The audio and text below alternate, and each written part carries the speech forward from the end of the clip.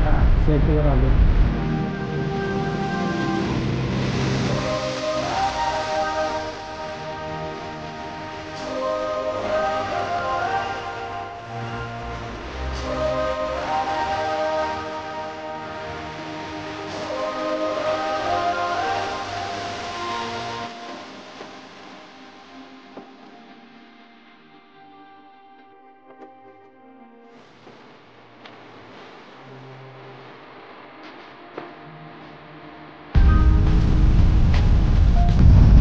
Hello everyone, स्वागत आहे तुमचं पुन्हा एकदा आपल्या यूट्यूब चॅनलमध्ये. आज आपण चाललोत इगतपुरी आणि आपला हा ब्लॉग असणार आहे खोपोली टू इगतपुरी. आपल्या हिमालयांवरती आपली पहिलीच लॉंग ड्राईव्ह असणार आहे. तर मग चला बघूया कशी वाटते हिमालयन लॉंग ड्राईव्हला.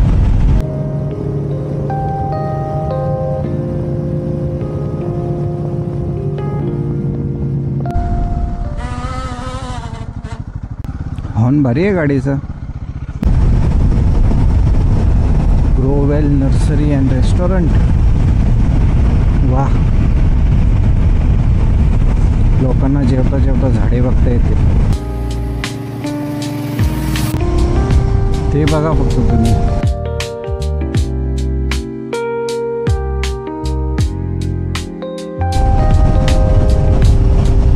हीच तरी मजा असते राईडची. आणि डोंगराळ भागात वगैरे असं गेलं ना, मला असे व्ह्यू भेटणारच. ॲक्च्युली तिथून ना रेल्वेचा ट्रॅक गेला आहे कर्जत लोणावळा. ट्रेनमधून तिथून जर्नी किती सुंदर असेल.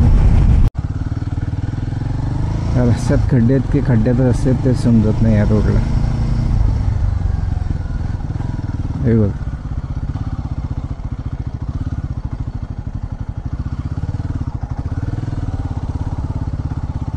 आणि तुम्ही जर विचार करत असाल की मी खोपोलीला येताना या रोडने माझी लक्झरी गाडी घेऊन येईन, तर या बिंदास. फक्त जाताना तिला ॲज अ टॅक्सी म्हणून तुम्हाला वापरायला लागेल. ते ना पूर्ण फॉग आहे ते.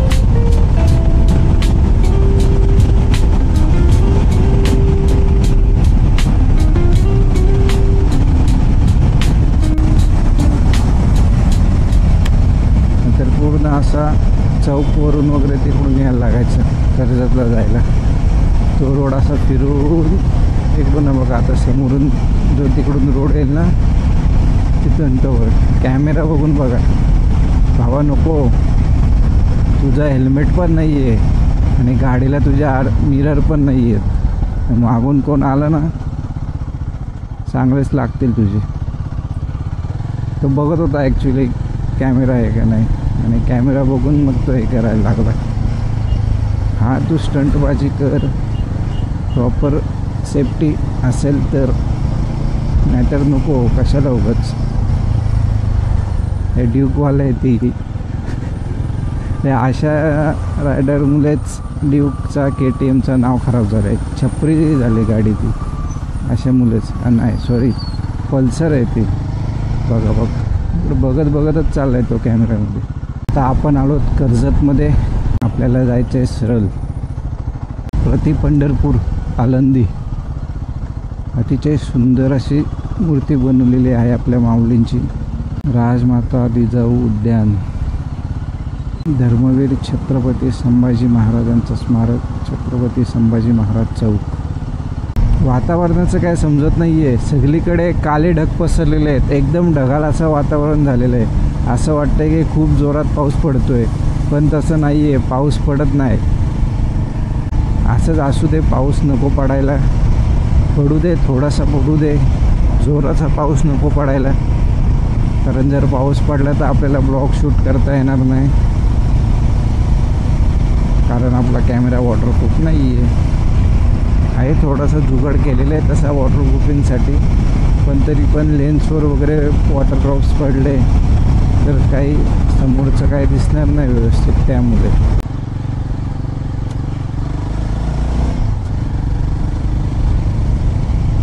बघा कसली भारी ऑफ रोडिंग आहे भावा. खतरनाक. ए भाई थांब. गाड्या तर बघ खड्डे येतात. समृद्धी मिसल अँड स्नॅक्स. पण एवढ्या लवकर मला थांबायचं नाही आहे. लास्ट टाइम मी जेव्हा ह्या रोडवरून आलेलो ना, इतका बेकार रोड होता ना. तेव्हा खड्ड्यांमध्ये रस्ते होते. आता रस्त्यावरती एकही खड्डा नाही आहे. इतके चांगले रोड झालेत आता इकडचे.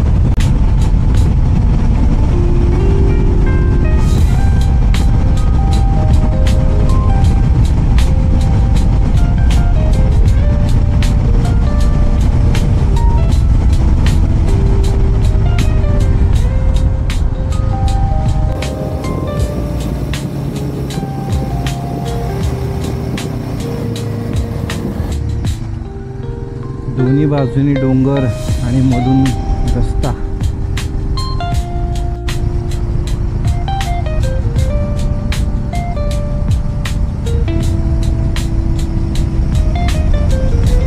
लास्ट टाइम मी जेव्हा आलेलो ना तेव्हा रोडचं काम चालू होता आणि रात्री आलेलो 4 व्हीलर घेऊन, आणि ती पण सेडान. असा वाटत होता का मालातून चालतोय, म्हणजे शेतातून चालवतोय गाड्या असा वाटत होता. पूर्ण लाल माती सगळीकडे पसरलेली आणि असा रोड होता. आणि त्यात मी होतो नवीन ड्रायव्हर. नवीनच कार घेतलेली आणि नवीनच शिकलेलो. तेव्हा आलेलो आम्ही त्र्यंबकेश्वरला आणि रात्री 12 वाजता घरातून निघालेलो. जवळजवळ 1 ते 1:30च्या दरम्यान आम्ही इथे होतो. दीड वाजला असतील. एकदम असा हॉरर सीन असा वाटत होता की आम्ही एका हॉरर फिल्मच्या सेटवर आलो. इथे ना जत्रा भरते, खूप मोठी असते ती माशेरची जत्रा आणि फेमस आहे. बरेच लांबून लांबून लोक येतात तिथे जत्रेसाठी. ते मला कधी यायला नाही भेटला, ती वेगळी गोष्ट आहे.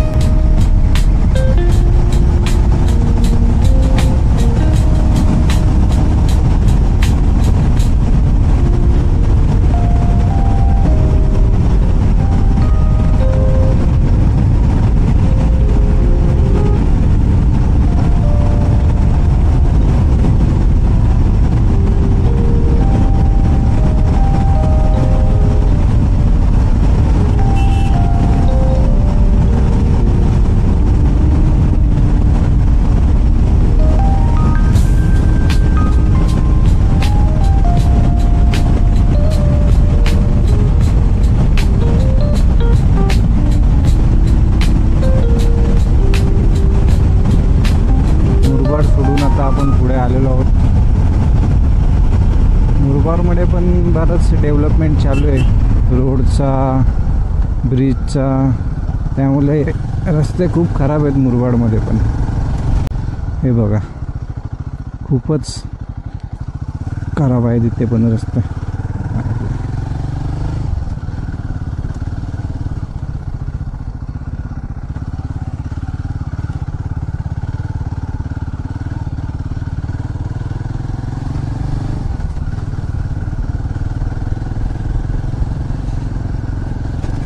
त्या बाजूला चांगलं रोड. आणि तिकडेच जायला सांगतोय. कुठून जाऊ इथून? ओके.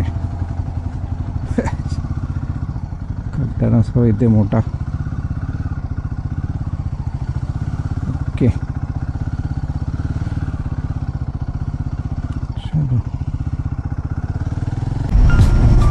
दोन्ही बाजूनी जंगल, झाडे झुडपे आणि मधून रस्ता आणि रस्त्यावरनं ही लाल परी. मी तर सजेस्ट करेन इगतपुरीला जाताना किंवा नाशिकला जाताना हाच रोड तुम्ही निवडा. खूप सुंदर असा रोड आहे हा.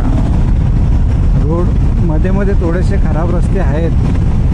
थोडंसं आता इतकी सुंदरता जर आपल्याला अनुभवायची असेल तर थोडे तरी खड्डे आपल्याला मिळणारच. थोड्या तरी खड्ड्यातनं आपण जाऊ शकतो. बघा ना तुम्ही, दोन बाजूला डोंगर आणि मधून रस्ता काढलाय.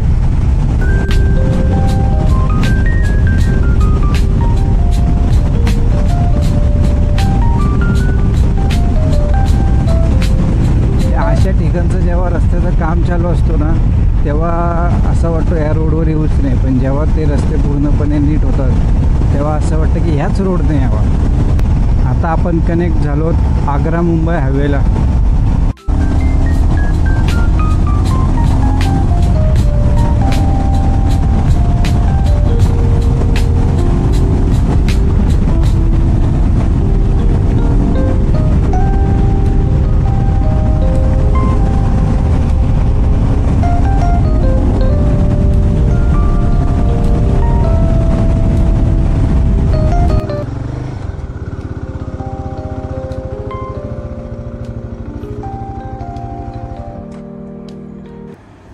घरून निघाल्यापासून नॉनस्टॉप 3 तास ड्रायव्हिंग केल्यानंतर जोशी वडेवाले यांच्या आउटलेटवर आपण नाश्ता करायला थांबलो. जोशी वडेवाले यांच्या नावातच वडे असल्यामुळे आपण 2 वडेपाव घेतले आणि त्याचा आनंद घेतला. 125 किलोमीटर नॉनस्टॉप गाडी चालवल्यानंतर आपण ब्रेक घेतला नाश्त्यासाठी जोशी वडेवाले यांच्या इथे. जोशी वडेवाले म्हटलं फेमस आहेत, त्यामुळे त्यांचे 2 वडेपाव घेतलेले मी खायला. ठीक होते, एवढे काय म्हणजे जसा स्पेशल त्यांचे आउटलेट्स आहेत त्यानुसार काय स्पेशल नाही वाटलं मला, ठीकठाक वाटलं. आता जाऊ आपण डायरेक्ट इगतपुरी. आता कुठेच थांबायचं नाही, कारण इगतपुरी इथून फक्त 40 किलोमीटर्स अंतरावर आहे.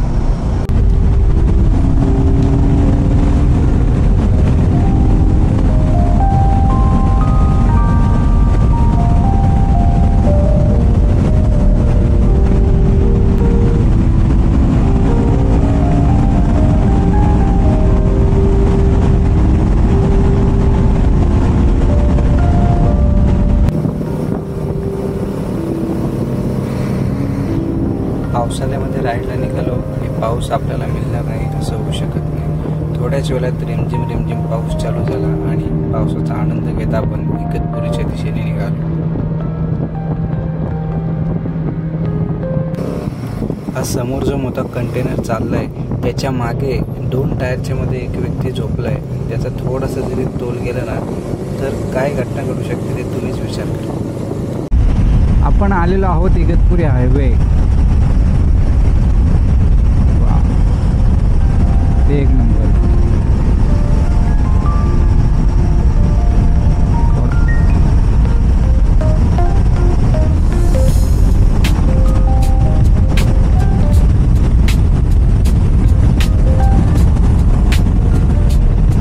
कसारा घाटाच्या जवळ आलेलो आहोत आपण, खूप जवळ. आणि हा लागलेला आहे कसारा घाट. हे कसारामध्येच आलोत आपण. मी दुसऱ्यांदा येतोय कसारा घाटात. एकदा आलेलो कारमध्ये, पण रात्री आलेलो, त्यामुळे आम्हाला म्हणजे ॲक्च्युली आम्ही कसारा घाट क्रॉस करून पुढे गेलो पण आम्हाला समजत नाही कसारा घाट आला आहे की येऊन गेला आहे. डोंगर दिसतच नाही आहे, पूर्ण धुक्यामध्ये तो झाकून गेला आहे. हे समोरचे दिसत आहेत फक्त, तो लांबचे दिसतच नाही आहेत. एकदम अंधुक दिसत आहेत. कॅमेऱ्यामध्ये दिसतोय का नाही ते मला काय आता माहीत नाही, पण मला तर इतकं क्लिअर दिसतच नाही आहे. फक्त इतकं समजतं की तिथे डोंगर आहे. खरोखरच म्हणजे आपल्या डोळ्यांनी हा अनुभव घ्यायचा.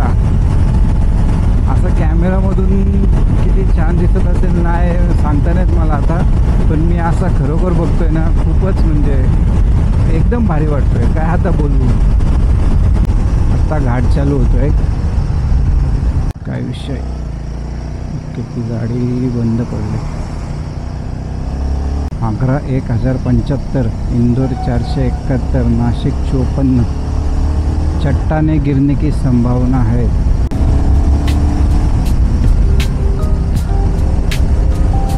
काय मजा आहे यार घाटात गाडी चालवायची. हो भाई, अर्टिगाला ऐकतच नाही. घाटातील पहिला छोटूसा वॉटरफॉल.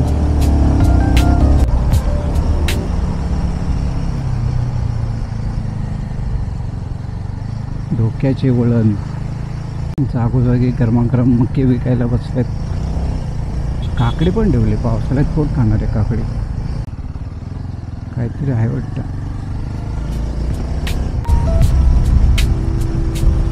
सातारा पोलीस हद्द समाप्त. अच्छा ओके, घाट संपला म्हणजे. फायनली आपण पोचलो इगतपुरी आणि पहिला स्पॉट म्हणजे आपण जाऊयात म्यानमार गेटला. जवळ आलोत आपण म्यानमार गेटच्या. 600 मीटरच लांब राहिलं आहे. बाई कुठली गाडी आणली मी?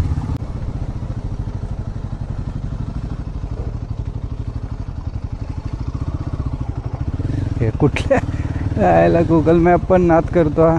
कुठल्या त्या इथून नेतोय गल्लीतनं घराघरांच्या.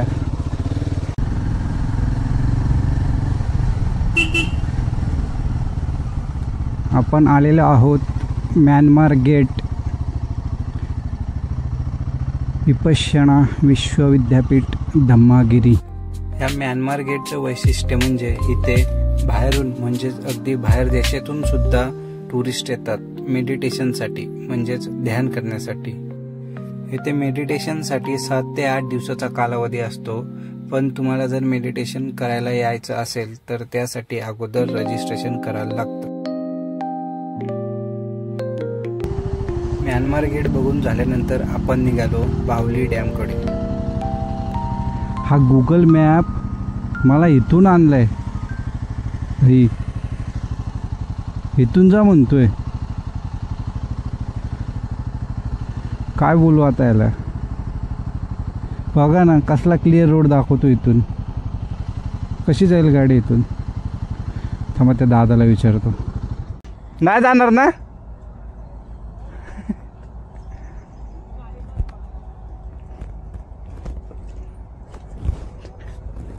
हे तो गुगल मॅप इथून घेऊन आलाय मला. यायला नाही.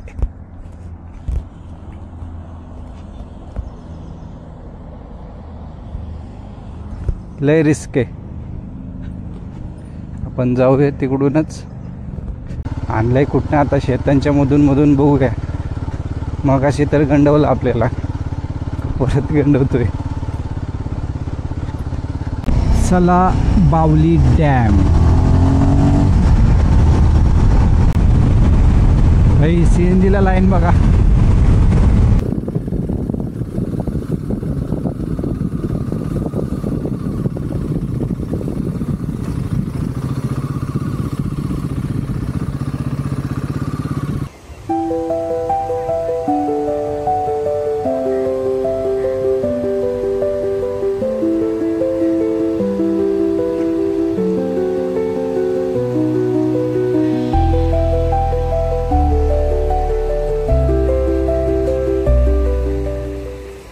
खूपच सुंदर असा डॅम आहे हा बावली डॅम. पण मला वाटतं तिथून वरती जायला रस्ता आहे.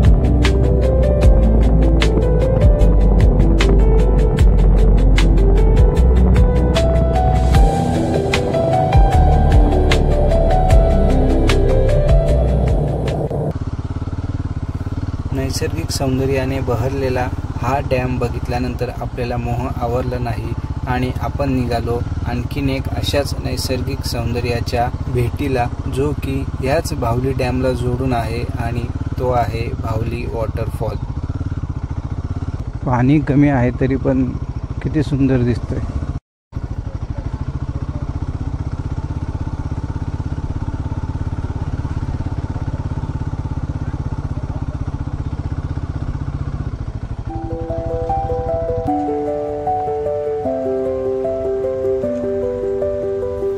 काही ठिकाणे अशी असतात ज्यांचं वर्णन आपण शब्दामध्ये करू शकत नाही. ते फक्त डोळ्यांनीच अनुभवायला लागतात आणि त्यातीलच असे हे एक ठिकाण म्हणजे भावली वॉटरफॉल।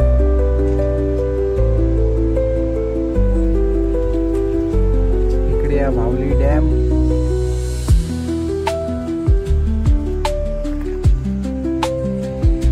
इकडे या भावली वॉटरफॉल। आपण निघालो आता आपल्या परतीच्या मार्गाला, आपल्या घरी, आपल्या खोपोलीत। बाय बाय इगतपुरी, कसरा घाट सुरू।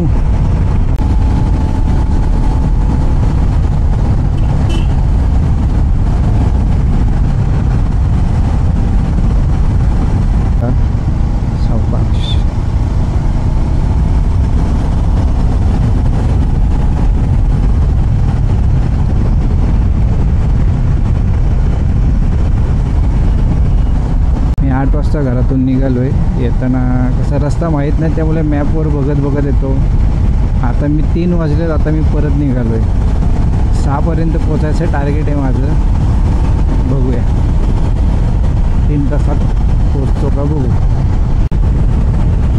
तो रोड घाट चढायला आहे, हा रोड घाट उतरायला आहे। चला तर मग आता मी तुम्हाला दाखवतो Insta360चे काही अमेजिंग शॉट्स।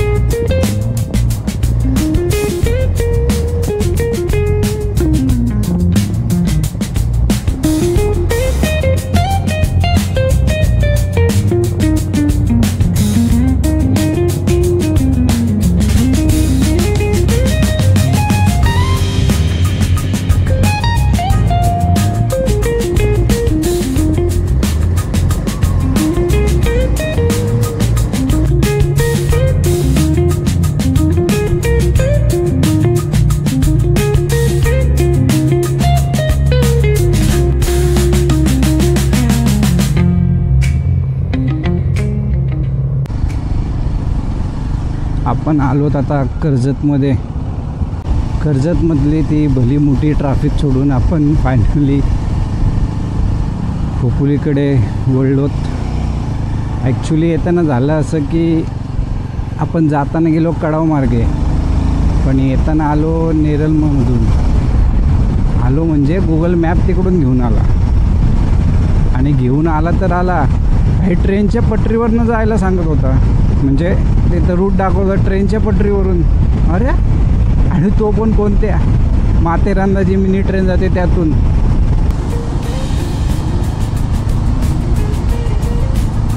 आता सगळ्यांना बाय करायची वेळ आलेली आहे, कारण की आपण आलोत खोपोलीमध्ये। जसं की मी ठरवलेलं 6च्या आत खोपोलीत येणार, आणि 6ला 10 मिनिटे असतानाच मी खोपोलीमध्ये आलो। तर चला मग भेटूया पुढच्या ब्लॉगमध्ये। पण कसं, अजून तुम्ही सबस्क्राईबच नाही केलं आपल्या चॅनलला, तर तुम्हाला कसं समजेल आपला नवीन ब्लॉग आला इथे। चला लवकरात लवकर चॅनलला सबस्क्राईब करा, आणि हा ब्लॉग जर तुम्हाला आवडला असेल तर व्हिडिओला लाईक करा, शेअर करा, आणि तुमचे मत कमेंटमध्ये मांडा।